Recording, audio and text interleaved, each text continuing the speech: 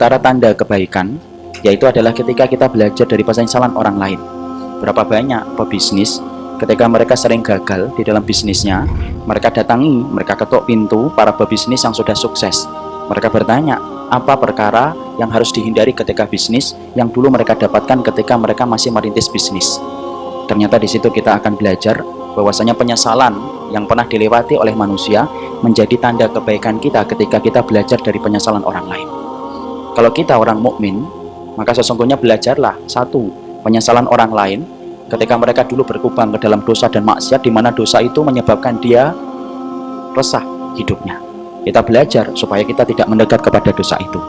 Orang mukmin belajar pula dari penyesalan yang dimiliki oleh mayit dan jenazah ketika mereka sudah menutup mata berkalang tanah. Belajarlah dari penyesalan-penyesalan mereka ketika disampaikan oleh Allah supaya kita berproses menjadi lebih baik, tidak perlu mengulang penyesalan yang dirasakan oleh banyak manusia ketika mereka telah berkalang tanah dan telah menjadi jenazah dan tidak mampu mengulang kebaikan untuk hidup mereka.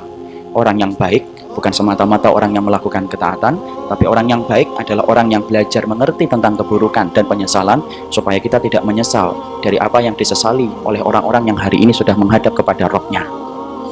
Bahwasanya di antara perkara yang diimpi-impikan oleh si mayit ketika mereka baru meninggal dunia, kalau dia adalah orang yang beriman, maka dia bersegera ingin supaya dipertemukan dengan alam barzah. Kenapa? Karena dia paham bahwasanya apa yang telah dia kerjakan di dalam hidup telah mendapatkan kabar gembira dari Allah. Insya Allah ya, orang yang paling takut kepada Allah sampai banyak beramal menjadi orang yang paling tenang hidupnya.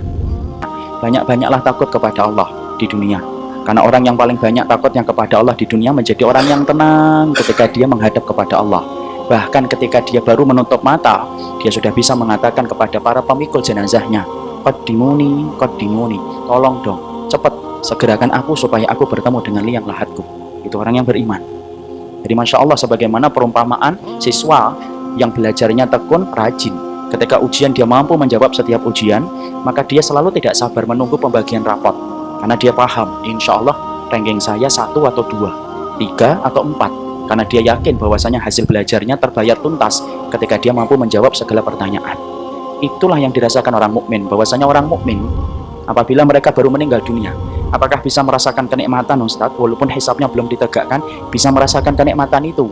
Karena sesungguhnya walaupun hisab belum ditegakkan untuk menimbang semua perbuatan yang dia kerjakan, dia sudah bisa merasakan bahwasanya dia menjadi orang yang beruntung hingga dia berkata, Qaddimuni, qaddimuni, ya Allah, segerakan cepat, jangan lelet kalian membawaku supaya aku cepat bertemu dengan liang lahatku, mendapatkan apa yang dijanjikan oleh Allah. Perhatikan kalau orang tidak salih, ketika dia tidak takut kepada Allah, melabrak semua dosa dan kemaksiatan yang dikerjakan di dalam hidup. Orang yang tidak pernah takut kepada Allah di dunia menjadi orang yang paling ketakutan di padang mahsyar. Sampai ketika dia baru menutup mata dibawa untuk ke liang lahatnya. Perhatikan kata Rasulullah dalam riwayat Muslim, idza kana ghairu shalihatin. Orang itu kalau tidak salih, baru kemudian dibawa di atas kerandanya, maka dia berkata, ya wailaha, aina yadhabuna biha? Yasma' sautaha kulla syai'in ilal insan walau sami'aha lasa'iqa.